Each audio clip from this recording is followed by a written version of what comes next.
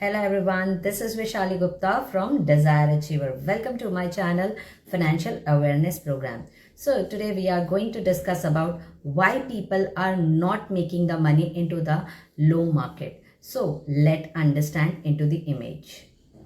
Understand, if Zomato gives you a 10% of discount, people order more. If Amazon gives you a 10% of discount, people buy more. But in stock market, there is an opposite. Like अगर आपको stock market में 10% का discount मिलता है, so people what they are doing, they are selling their holdings.